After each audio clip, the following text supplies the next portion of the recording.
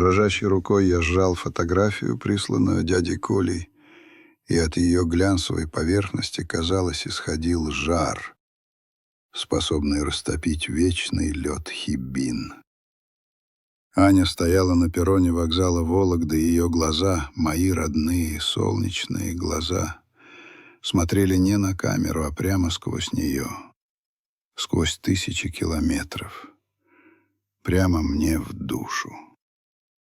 И в этом взгляде не было ни следа неведения, только жгучая, кристально чистая боль предательства, которую я не заслужил, но которую сам выковал своей ложью. Я отшвырнул глянцевый квадрат, и он, шурша, упал на пол рядом с жестяной кружкой, в которой остывал чефир. Мое сердце, уже давно ставшее твердым, как гранитные породы, которые я долбил каждый день, вдруг сжалось, превратившись в мокрый, пульсирующий кусок страха. Мне 84 года. Руки, когда-то крепкие, привыкшие к кирке и буровому станку, теперь чуть подрагивают. Я сижу у окна своей скромной квартиры в Вологде, на том самом подоконнике, где когда-то стояли Анины акварели. За окном серый осенний день, совсем как тот, что 55 лет назад увез меня в другую жизнь. Но даже сейчас, спустя столько десятилетий, стоит мне закрыть глаза, и я снова там. Мне снова 29. И от ледяной глянцевой поверхности фотографии, которую я сжимаю в руке, по-прежнему исходит жар, способный растопить вечный лед Хибин. Зовут меня Илья Сергеевич Крылов. Вернемся в прошлое, где все началось. Мне 29 лет. По профессии я инженер-геолог на апатитовом месторождении в сердце Хибинских гор. По сути же я добровольный изгнанник и беглец.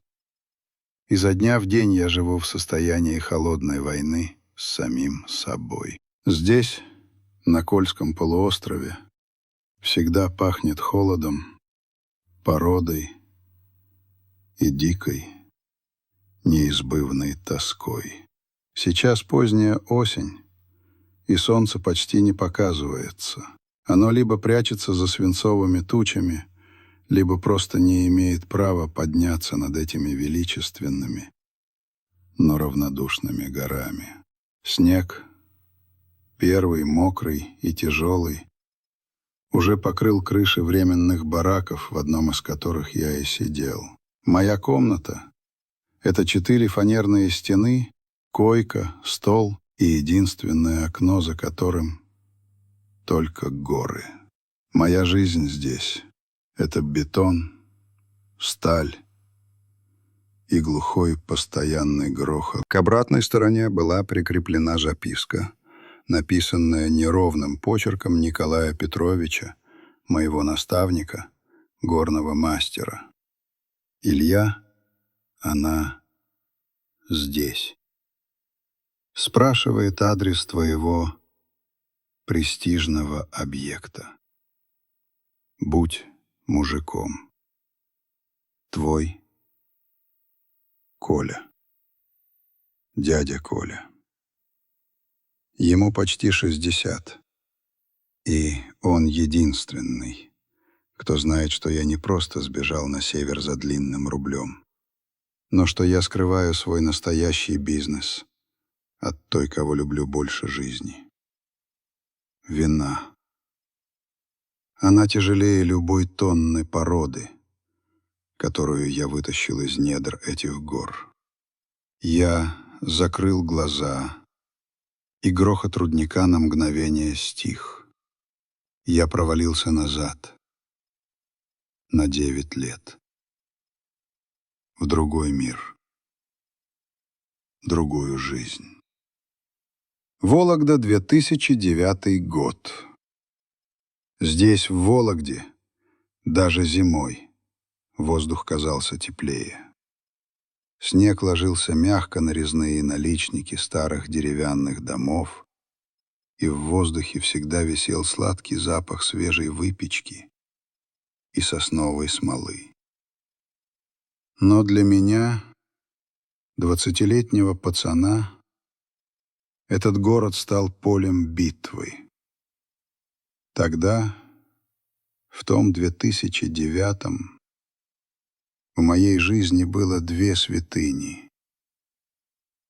Больная угасающая мама и моя младшая сестра Аня. Маме поставили страшный диагноз. Я не стану называть его, чтобы не давать ему лишней власти. Скажу лишь, что он требовал денег. Много денег. Сумму, которую мы, жившие на мою студенческую стипендию и мамину скромную пенсию, могли бы собрать только если бы нам удалось выиграть в лотерею. Я бросил институт. Я, который мечтал стать инженером-строителем, чтобы строить мосты и дороги, защитить ее от мрака, который уже наползал на наш крошечный мир. Я работал на 2 работах, грузил мешки на складе, разгружал вагоны. Все тщетно. Деньги таяли быстрее, чем мы их зарабатывали. Мы оказались в долговой яме. Не перед банками, а перед людьми. Перед людьми, которые не носят галстуков и не знают слов «процентная ставка». Они знают только слово «срок». Однажды, вернувшись домой, я обнаружил в почтовом ящике не письмо с художественной выставки, а пустой конверт с рисунком. Толстым, небрежно нарисованным карандашом крестом, перечеркнутым нашим адресом. Это был приговор. Мама, видя мое отчаяние, сказала мне в ту ночь: «Илюша, спаси сестру. Я уже прожила свое. Но она должна жить. Пусть она рисует, сынок. Пусть живет так, как будто все хорошо». Ее слова, сказанные тихим, но твердым голосом, стали моим новым заветом. Я не мог спасти маму, но я мог спасти Аню. Именно тогда я наткнулся на объявление о наборе рабочих. Срочная вахта на севере, геологоразведка, оплата в 10 раз выше рыночной. Я знал, я всем своим существом, своей исковерканной совестью знал, что за такими объявлениями стоит нечто темное. Слишком много денег за слишком мало времени. Но это был единственный выход, единственный шанс. Накануне отъезда я, Илья Крылов, 20-летний студент, принявший на себя ношу, которую не смог бы вынести и взрослый мужик, начал ковать свою ложь. Ложь, которая должна была стать надежной стеной для моей Ани. «Я уезжаю, Ань», — сказал я ей, глядя в пол. «Илюш», — сказала она, — «я тебя так люблю. Ты мой герой». Ее слова, как наждак, содрали остатки моей совести. Герой. Если бы она знала, что ее герой продает свою жизнь, чтобы сохранить ее чистоту. Через неделю я уже ехал в поезде Вологда-Мурманск. Я вез с собой большой чемодан, полный старой одежды, и одно огромное, невыносимое чувство вины. Я приехал на север, чтобы начать копать, и я до сих пор копаю. Копаю не только руду, но и свою собственную могилу, в которую прячу правду. Я вздрогнул, возвращаясь из воспоминаний. Полярный холод пронзил мое тело, несмотря на теплую спецовку. Я снова посмотрел на фотографию. Аня. Она здесь. Она приехала. А это значит, что моя ложь, выстроенная за 9 лет, сейчас рухнет. И, кажется, вместе с ней рухну и я. Я оторвал взгляд от фотографии. Анин взгляд был не мой укор острее любого ножа. Я скомкал записку от дяди Коли и швырнул ее в железный бак. «Будь мужиком». Разве я не был им, когда принял это решение 9 лет назад? Разве мужество — это не способность пойти в ад, чтобы вывести оттуда того, кого любишь?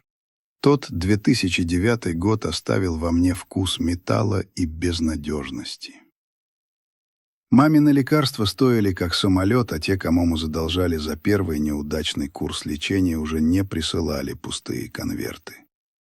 Они прислали человека. Его звали Виталий. Я запомнил его лицо, плоское, без эмоций, как плохо отшлифованный камень. И его манеру говорить медленно, с вологодским оканьем, которое звучало зловеще в контексте его работы. «Илья Сергеевич», — сказал он, сидя в нашей маленькой кухне и вежливо отпивая чай из маминой парадной чашки с золотой каемкой.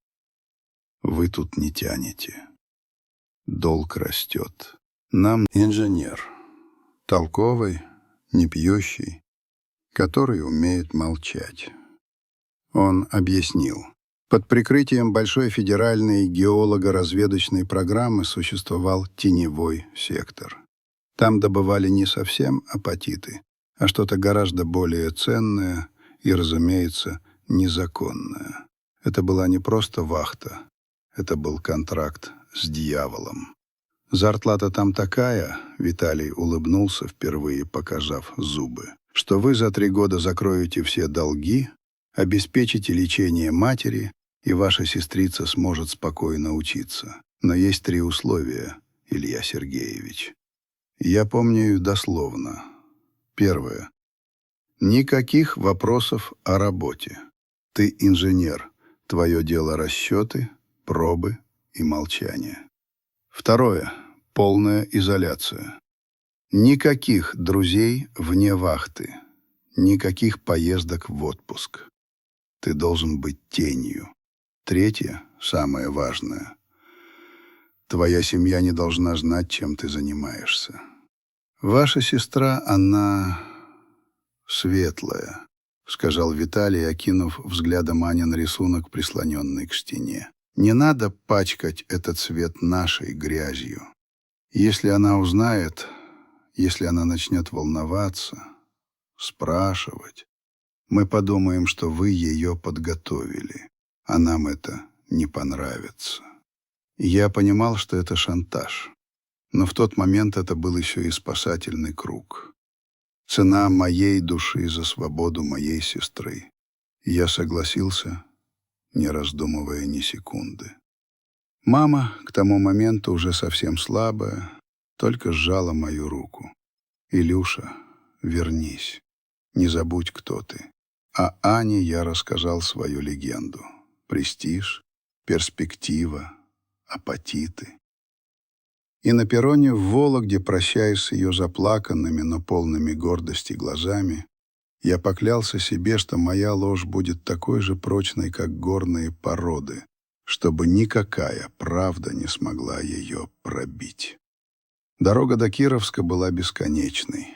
Поезд Мое место работы — формально обогатительная фабрика и геолого-разведочная база — была настоящей тюрьмой, только без решеток. Мой первый месяц был сущим адом.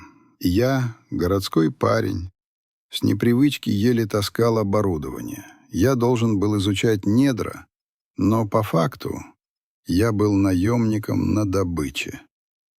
Ночью, когда основная фабрика стихала, мы работали в закрытом секторе. Там не было апатитов.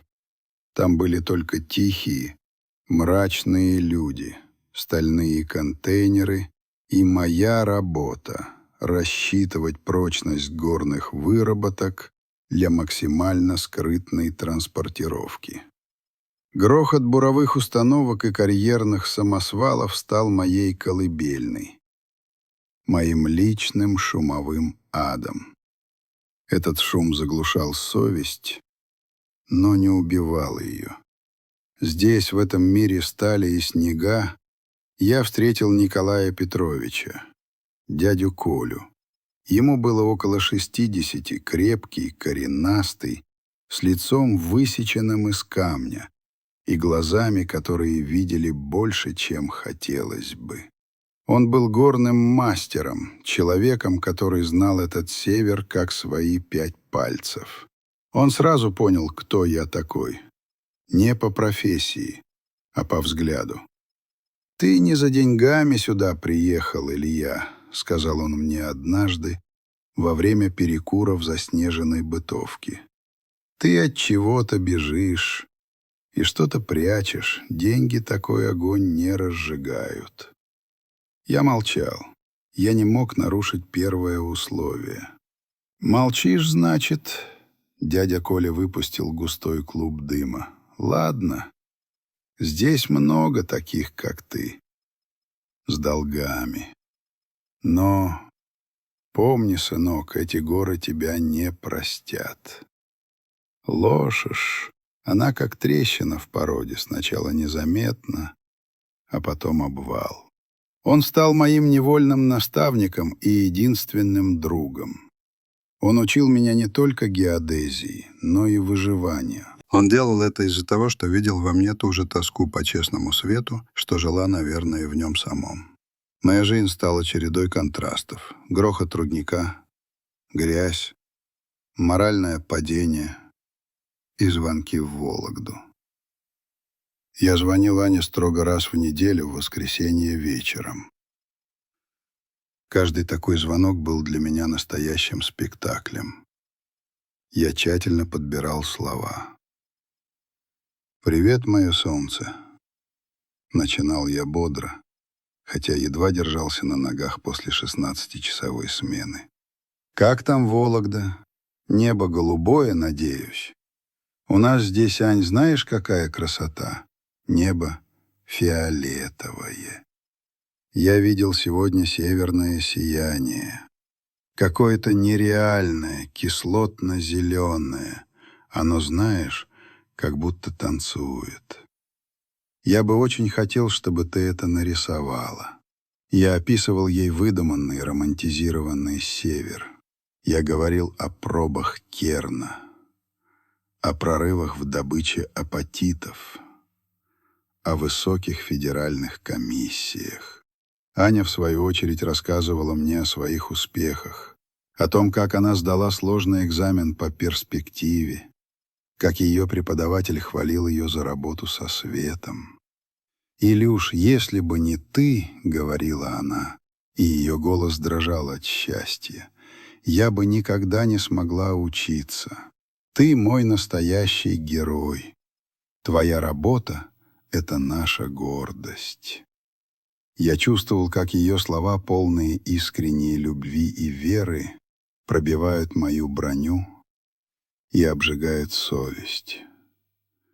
Каждый рубль, который я присылал ей, а это была огромная сумма, достаточная для оплаты обучения, съемной квартиры и даже маминого санаторного лечения, был запятнан. Именно тогда, через 4 года после приезда, умерла мама. Я не смог приехать на похороны. Виталий сказал: «Если уедешь сейчас, то все...» Я просто создал между нами пропасть из денег, лжи и километрового слоя арктического льда. Прошло 9 лет. Долг был почти выплачен. Оставалось всего полгода контракта. Я уже представлял, как выйду из этой тьмы. Куплю маленькую квартиру в Вологде, устроюсь на честную, пусть и скромную работу и стану просто братом, а не кормильцем-героем. Но чем ближе была свобода, тем больше росла моя паранойя. Аня уже не была 16-летней девочкой. Ей 25, она умна, образована, и, главное, у нее есть критическое мышление.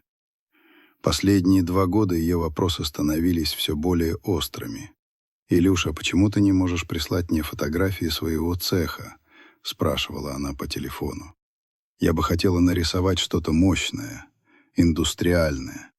Я в Ралстон на объекте строжайший секретный режим. Почему ты, такой талантливый инженер, до сих пор просто ведущий специалист, а не начальник участка, как ты обещал 5 лет назад? Я врал, что кадровая политика поменялась. Она видела мое богатство, но не видела моей жизни. И это противоречие, этот диссонанс стал той самой трещиной, о которой говорил дядя Коля. И вот теперь фотография. Аня в Кировске. Я подскочил, чувствуя, как адреналин заливает кровь. Она приехала. Она не просто спросила адрес, она приехала. Она собиралась увидеть мой престижный проект, мою федеральную программу. Она собиралась увидеть бетонный барак, грязь и, самое главное, моих мрачных коллег из серого сектора. Она собиралась увидеть, что ее брат не инженер-геолог, а всего лишь надежный, высокооплачиваемый крот, работающий на тех, кто когда-то хотел нас уничтожить. Я бросился к двери. Мне нужно было найти дядю Колю, мне нужно было остановить Аню. Ложь, которую я создавал 9 лет, сейчас должна была умереть, чтобы А если они так подумают, то моя маленькая, хрупкая, но такая любимая сестра станет невольной заложницей моего преступного контракта. Дверь моего временного жилища, с грохотом распахнувшись, впустила в тесный фанерный проем ледяной воздух и ощущение неизбежной катастрофы. Снаружи уже сгущались синие сумерки. Хотя стрелки на моих наручных часах показывали только 4 часа пополудни. Это был Кировск, и полярная ночь, как голодный хищник, готовилась поглотить остатки дневного света. Я бежал через базу, не обращая внимания на недовольные окрики охранников. Мне нужно было найти дядю Колю. Я обнаружил его в диспетчерской, где он, как всегда, пил крепчайший чефир и слушал по рации доклад о состоянии горных выработок. На его лице, изрезанном морщинами, как топографическая карта, читалось суровое сожаление.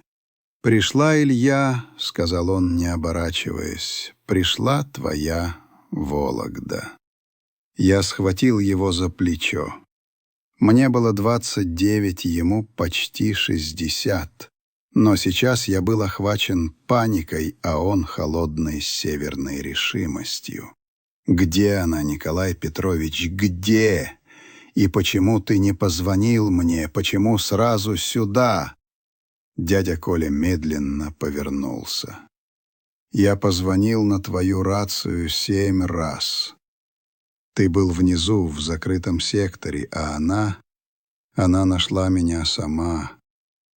Она знала, что ты ей врешь, иначе бы не приехала. И главное, Илья, она приехала не в Кировск, а на базу. Спрашивала про инженера по закрытому федеральному проекту. Холод. Этот страх был хуже, чем мороз в -40. Аня, моя 25-летняя сестра, явилась в самое сердце моей лжи. На базу, которая не должна была существовать. Она ищет тебя в Кировске. А потом, когда поймет, что я ей соврал, вернется. Ты должен быть готов. Готов. Как можно быть готовым к встрече с той, для кого ты стал предателем? Я оперся о стену, чувствуя, как мир качается. 9 лет. 9 лет я жил в этом каменном мешке, дышал пороховым дымом и ложью. 9 лет я просыпался с мыслью, что каждый отправленный Ане рубль — это цена моей совести, и все ради того, чтобы она могла спокойно рисовать свои солнечные картины в Вологде. А теперь она здесь, в этом мрачном, пропитанном преступлением месте. Дядя Коля передал мне термос с горячим чефиром. «Пей и слушай меня. Если она узнает, чем ты на самом деле занимаешься, не будет беды, если она узнает от тебя. Беда будет, если узнают они». Они — это были те самые уважаемые люди, для которых я работал. Я знал, что эти люди, с которыми я расплачивался 9 лет, не прощают огласки. Если они решат, что Илья Крылов, инженер, посвятил свою сестру в тайны серого сектора, чтобы застраховаться, то Виталий не будет церемониться. И тогда под угрозой будет не только моя жизнь, но и Анина. Мой долг, который я почти закрыл, теперь вырос и приобрел человеческое лицо. Лицо моей сестры. Я должен был бежать. Бежать, как 9 лет назад, но куда? На этот раз бежать вместе с ней. Навсегда. «Коля», — мой голос был хриплым, — «мне нужно уйти. Навсегда. С ней. Я не могу больше. Я должен ей сказать». Дядя Коля кивнул, его глаза цвета арктической воды светились пониманием. «Уходить надо сейчас. Я прикрою твою смерть. Я не сбегу, пока не скажу ей всю правду». Я взял со стола старую туристическую карту Кировской и Апатитах. Я помню, что на выезде из города есть небольшой, но чистый советских времен отель «Горняк». «Если она не уехала в Апатиты, она будет там», — прошептал я. Мой старенький разбитый УАЗ «Хантер», который я купил здесь на первые честные деньги, продирался сквозь метель по узкой дороге, ведущей в город. Внутри меня все клокотало. Что я ей скажу? «Аня, твой брат не работает на федеральную геологию. Твой брат крот. Твой брат занимался контрабандой, чтобы оплатить твое обучение, которое теперь стало нашей общей опасностью». Наверное, я должен был быть зол на нее за то, что она приехала, что нарушила мое тщательно выстроенное равновесие, но я не чувствовал злости, только жгучую, невыносимую нежность. Она приехала, потому что верила мне. Приехала, чтобы развеять свои сомнения, и моя ложь должна была закончиться. Я остановил «Хантер» в 200 метрах от гостиницы «Горняк», укрыв машину за сугробом и грудой строительных материалов. Гостиница была освещена тусклым желтым светом. Я почувствовал себя снова 16-летним пацаном, который готовится к драке, которую не может выиграть. Я вошел в вестибюль. Администраторша, пожилая женщина с одутловатым лицом, явно скучала. «Извините», — мой голос дрогнул. «У вас тут недавно не регистрировалась девушка, светловолосая, студентка, из Вологды». Женщина лениво полистала журнал. «Крылова?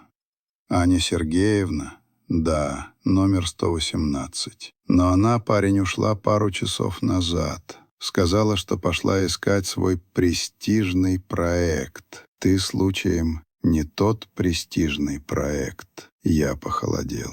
Дядя Коля соврал. Она не поехала. Он ей что-то наплел, что ты на самом деле на другой базе, в горах. Но я слышала, как она звонила по телефону и плакала. Говорила что-то про «Илюша, я знаю, что ты мне врешь». Администраторша замолчала. Я почувствовал, как мир вокруг меня сужается до размеров этого тесного вестибюля. Она знает. Ее немой обвиняющий взгляд на фотографии был не просто случайным кадром. Это было ее осознание. И теперь она, моя маленькая, хрупкая, солнечная Аня, шла прямо в пасть волку. На базу. На территорию, где ходили не инженеры, а люди Виталия. Я выбежал на улицу. Метель усиливалась. В свете фонарей я увидел то, что заставило меня забыть о холоде и страхе. Примерно в 30 метрах от гостиницы, в тени сугробов, стоял темный черный внедорожник. Не УАЗ, а дорогой, иностранный. И он был здесь не просто так. Он был здесь, потому что Виталий знал, что Аня приехала. И, возможно, он знал даже больше, чем Аня. Мое сердце рухнуло, как обвал в шахте. Они ждали. Они не просто следили за мной. Они ждали, когда моя ложь, моя жертва сама приведет в их руки самый ценный мой актив — мою сестру. 9 лет лжи, 9 лет борьбы, и все рухнуло за 5 минут, в момент ее появления. Я бежал к Хантеру, понимая, что у меня нет 5 часов. У меня, возможно, нет даже 5 минут. Мне нужно было опередить их, найти Аню, пока она не дошла до базы, пока она не столкнулась с людьми, которые не носят галстуков и не знают слова «честность». В этот момент, когда я дернул дверцу Хантера, я услышал его. Тот самый плоский, лишенный эмоций голос, который я слышал 9 лет назад в Вологде, сидя на своей кухне. Только сейчас он звучал не в уютной кухне Вологды, а здесь, в промозглом, заснеженном Кировске. И это делало его бесконечно более зловещим. Я не двинулся. Я замер, как животное, загнанное в угол. Моя рука оставалась на дверце Хантера, а сердце где-то в желудке. «Ты ведь сам знаешь, Виталий, куда?» — ответил я, стараясь, чтобы мой голос не дрогнул. «Моя сестра здесь. И ты здесь. Значит, вы знали, ждали». «Ну, конечно, знали», — он пожал плечами, его глаза даже не мигнули. «Мы ведь о тебе заботились, Илья Сергеевич. 9 лет ты работал без единого прокола. А что случается, когда работаешь чисто? Правильно, заканчиваешь. А нам не хочется, чтобы такой ценный, такой надежный человек просто взял и ушел. Ты же много видел, очень много». Он сделал шаг в мою сторону, и в свете фонаря я ясно увидел, что он держит в руке. Это был пистолет, и он выглядел здесь, в снегах, абсолютно естественно. «Не надо, Виталий, мой долг закрыт, я отработал честно». «Долг закрыт!» — он рассмеялся, звук был сухой, как шуршание бумаги. «Долг перед нами всегда платится сполна, Илья. И не только рублями. Твоя сестрица, она теперь залог того, что ты продолжишь работать. Ты же не хочешь, чтобы ей стало холодно в этом северном городе». Я почувствовал, как ярость, которую я подавлял 9 лет, наконец вырвалась на свободу. «Ты мне обещал», — прорычал я. «Обещал, что ей ничего не угрожает, пока она ничего не знает. Я держал свое слово». «Слово?» — он наклонил голову. «Она уже знает. Она ищет правду. Она приехала сюда на объект, который должен быть секретным. И знаешь, я сделал вид, что готов сдаться, медленно подняв руки, но мое тело уже готовилось к прыжку. Хорошо, Виталий, она мне дорога. Я вернусь, но сначала дай мне увидеть ее. Объяснить ей, что я просто уезжаю на другую, еще более секретную вахту. Ты же не хочешь, чтобы она подняла шум. А я не хочу, чтобы ты к ней прикасался. В его глазах мелькнула тень сомнения. Он решил, что я сломался, что моя привязанность к Ане стала его инструментом. Он опустил пистолет на долю секунды. Этого было достаточно. Я рванул. Не к машине, а в сторону Виталия. Я знал, мой единственный шанс — это рукопашная. 9 лет тяжелой работы в шахте сделали мое тело крепким, как порода. Я врезался в него, как таран. Удар был поставлен не на эффект, а на внезапность и центр тяжести. Мы оба рухнули в сугроб. Пистолет с глухим стуком отлетел в сторону. Виталий был тяжеловесом, но ярость придавала мне сил 10. Он попытался меня оттолкнуть, но я уже вцепился в него мертвой хваткой. Запах снега, пороха и его дорогого одеколона смешался в моей голове. Борьба была быстрой и дикой. Он попытался ударить меня по голове, но я увернулся и, используя весь вес своего тела, навалился на него, прижимая его лицо к холодному колкому насту. Я не был бойцом, но я был отцом, братом и сыном. И сейчас я боролся за все. В какой-то момент я почувствовал, что он ослабил хватку.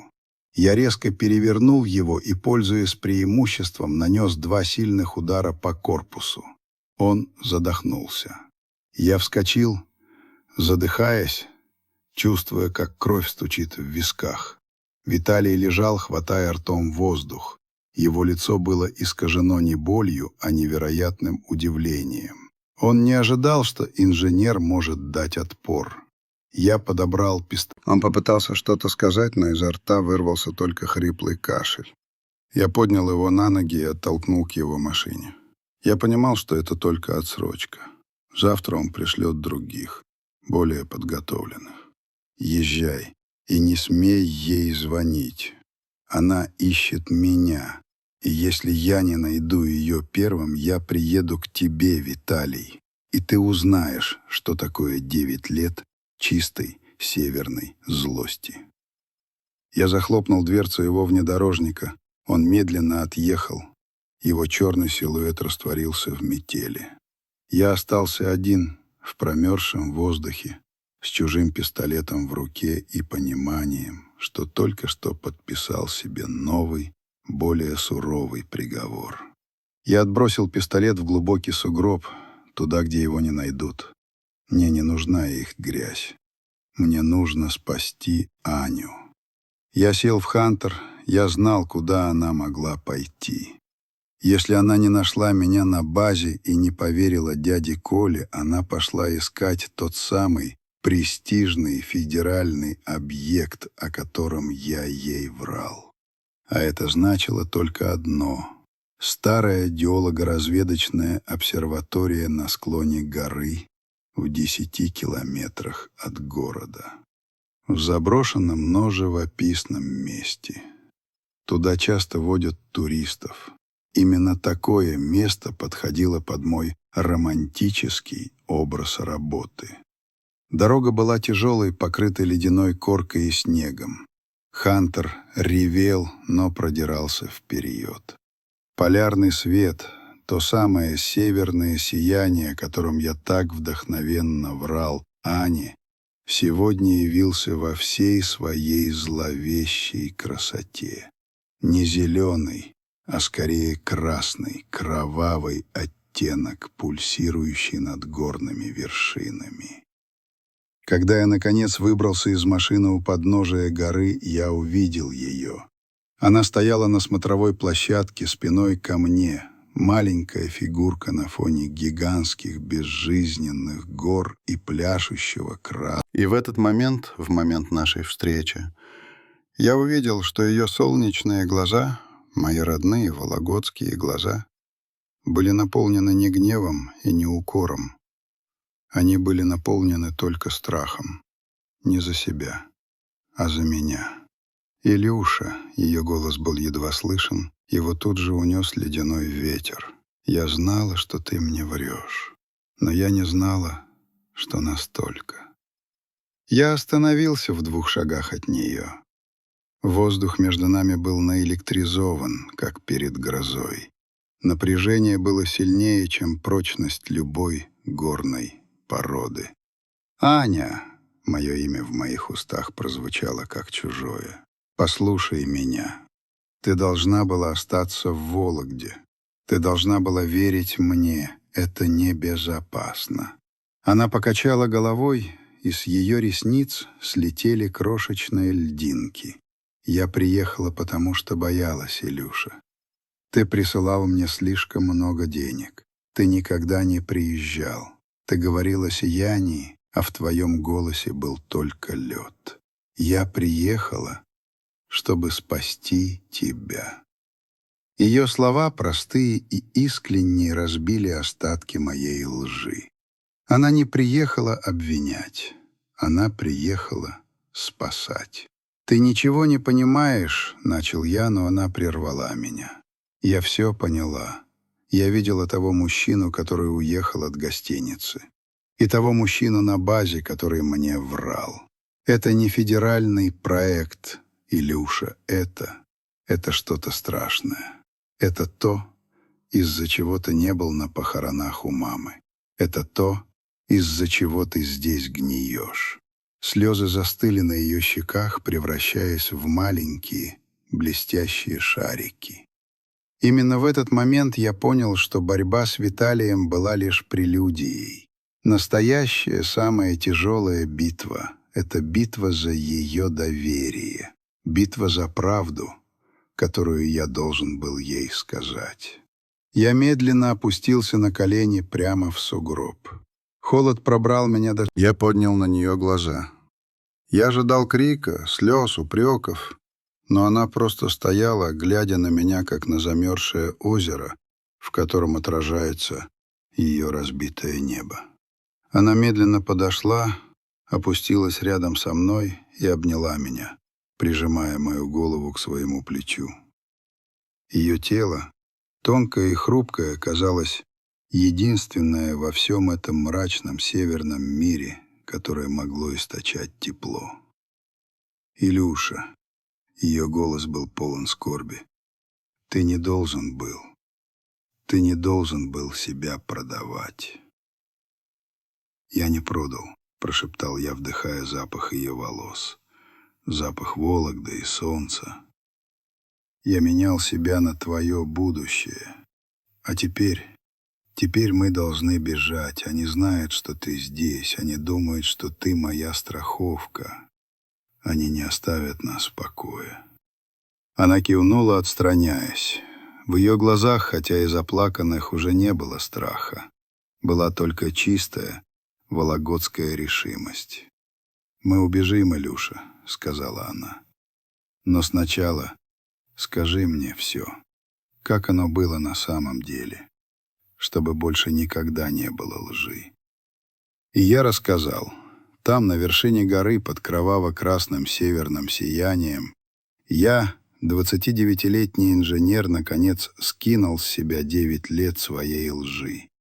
Я рассказал ей про Виталия, про шантаж, про серый сектор, про дядю Колю, который был моим единственным другом. Я рассказал ей про свою вину за то, что не был рядом с мамой, про свою любовь, которая заставила меня стать преступником. Когда я закончил, метель начала стихать. Аня обняла меня еще раз. «Хорошо, тогда у нас нет времени. Бежим. Но не на юг, на восток, к морю. Мы должны их перехитрить». Я поднялся, чувствуя себя опустошенным, но свободным от самого страшного врага, от своей тайны. Я посмотрел на нее. Она была вся в снегу, но ее взгляд был... Бежать от преступников, которые ищут на юге, на самый север, где нет ни дорог, ни людей, ни законов. Но это было единственное, что имело смысл. Мы сели в «Хантер». Я почувствовал, как ярость, которую я испытывал к Виталию, сменилась холодной, расчетливой решимостью. Мы не поехали обратно в город. Я свернул Хантер на едва заметную зимнюю техническую дорогу, которая вела через перевал прямо к руднику, минуя главный КПП. У нас не было времени на долгие размышления, только на инстинкты, закаленные 9 годами жизни в режиме постоянной опасности. Аня сидела рядом со мной, закутанная в мой старый, пахнущий машинным маслом тулуп, который я вытащил из багажника. Она не плакала. Она смотрела на мелькающие за окном ледяные скалы, и я видел, как ее хрупкость сменяется твердостью. Она была художником, привыкшим к чистому свету, но теперь она смотрела в лицо темноте. «На восток, к морю, Илюша?» — спросила она. «Почему? Они будут искать нас на всех трассах, ведущих в Вологду, в Москву, на юг», — объяснил я, крепко сжимая руль. «Север огромный. Отсюда через Лавозеро можно выйти к Белому морю. Там, вдали от больших городов, дороги нет, и искать нас будут меньше. Мы должны раствориться в тундре». «Тундра», — повторила она, и в ее голосе прозвучало удивление. «Как в книгах. В книгах она красивая. В жизни она беспощадная, Аня. Но это единственный наш шанс». Через полчаса мы уже подъезжали к базе. Я знал, что Виталий уже вернулся. Он был унижен. И теперь его месть будет быстрой и профессиональной. Он не стал бы ждать утра. Он пришлет чистильщиков сегодня ночью. Ты сиди здесь, Аня. Свет горел только в ней. Внутри, заваленной картами и приборами, сидел Николай Петрович. Он не удивился, увидев меня. Он ждал. «Я знал, что ты вернешься, сорванец», — сказал он, даже не поднимая головы. «Виталий был здесь 20 минут назад. Он прислал сообщение Крылова-старшего и его сестрицу убрать до рассвета, скрыть тела. Он понял, что ты с ним сделал. Мое сердце рухнуло. Но это уже не было удивлением. Я знал цену своей дерзости. «Коля, ты должен поехать с нами», — сказал я, стараясь говорить максимально убедительно. «Ты наш единственный шанс. Ты знаешь север. Мы бежим на восток, к морю. Ты нам нужен». Дядя Коля медленно встал. Он был горным мастером, человеком чести. Он не должен был влезать в мой криминальный кошмар. «Я уже стар для этого, Илья». Он вздохнул, и это был самый тяжелый вздох, который я когда-либо слышал. «Но я обещал твоей матери. Я обещал себе не допустить, чтобы этот сброд победил. Ты, парень, 9 лет нес это бремя. Пора его сбросить. Где твоя сестрица?» «В машине она ждет». Он быстро собрал свой старый потертый рюкзак, карта, компас, спутниковый телефон. Единственное, что работало в отдаленных районах. И, главное, большой добротный охотничий нож, который он всегда носил с собой. «У меня есть запас топлива в канистрах. И немного провизии. Это даст нам 2 дня форы», — прошептал он. «Но мы должны ехать немедленно». Я слышал, как Виталий отправлял 2 человек на машинах. Они скоро будут здесь. Мы вышли из диспетчерской. На базе было тихо, но эта тишина была обманчивой, как перед сходом лавины. Дядя Коля залез на заднее сиденье Хан. Наш побег был похож на сцену из военного фильма. Мы мчались по старым полузаброшенным технологическим дорогам, Я выжимал из Хантера все, что мог, не обращая внимания на стук в подвеске и рев мотора. Аня, сидя спереди, впервые за долгое время заговорила спокойно. «Илюша, ты не должен был так жертвовать. Я бы поняла. Мы бы как-нибудь выжили. Не надо было брать на себя это». Ее слова были мягкими, но проникали глубоко. «Я не мог, Аня. Ты не помнишь, как было тяжело, как они угрожали. Я не мог допустить, чтобы ты увидела всю эту грязь. Ты — наш свет. Ты должна была остаться чистой. Это был мой долг перед мамой и перед тобой. Твой долг был быть моим братом, Илюша, а не мучеником». Она повернулась, ее глаза светились в темноте. «Твоя жертва чуть не уничтожила нас. Ты меня научил, что правда — это единственный надежный фундамент». Этот разговор, честный, не прикрытый ничем, был для меня дороже, чем все 9 лет лжи. Мы, наконец, были семьей. Не героем и его защищаемой принцессой, а братом и сестрой, разделяющими одну судьбу. Мы ехали 6 часов. Когда мы свернули с главной трассы на проселок, ведущий к Лавозеру, дядя Коля сзади резко крикнул: «Свет! Сзади! 2 комплекта фар! Нас догоняют!» Я вдавил педаль газа в пол. На этой дороге не было места для маневра. С одной стороны скалы, с другой — обрыв, занесенный снегом. «Они нас достанут, Илья!» — рявкнул Коля. «У них джипы! Выключай фары и глуши! Быстро!» Я резко затормозил, и Хантер занесло, чудом не свалив в кювет.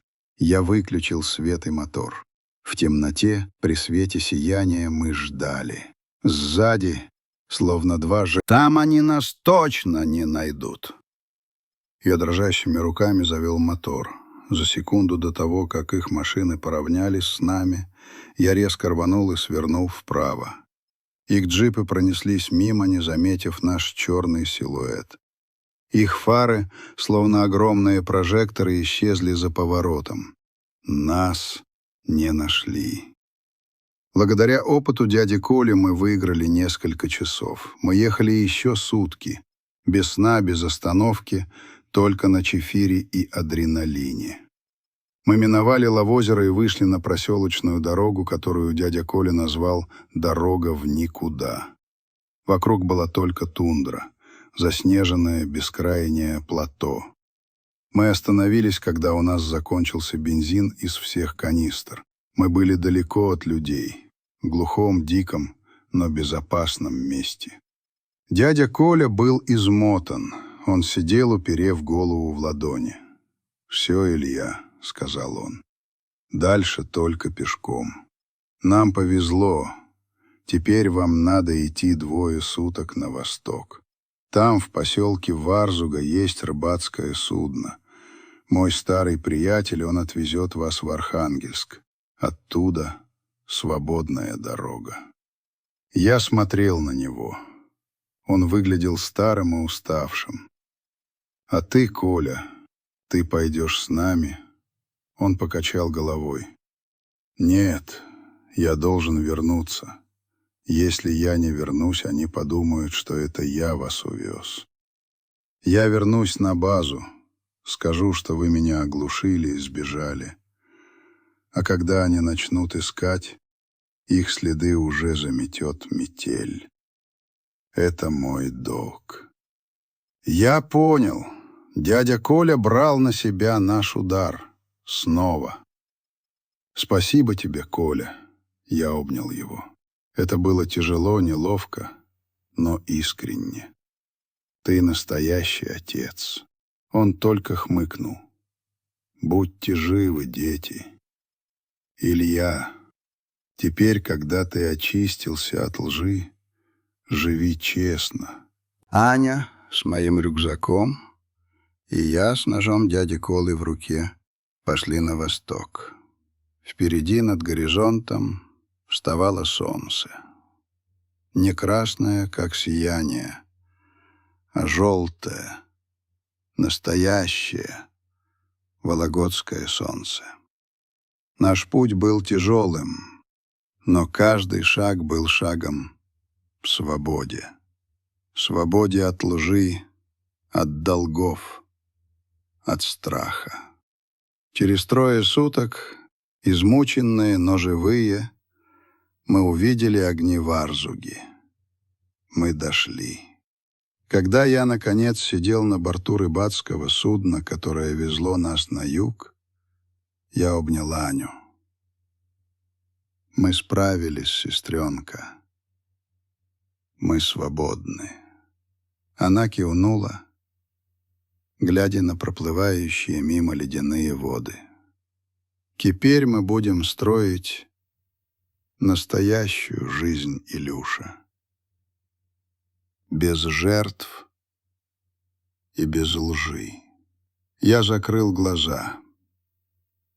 Вина, наконец, отпустила меня.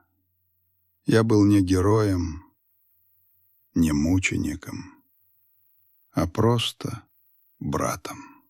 И этого было достаточно.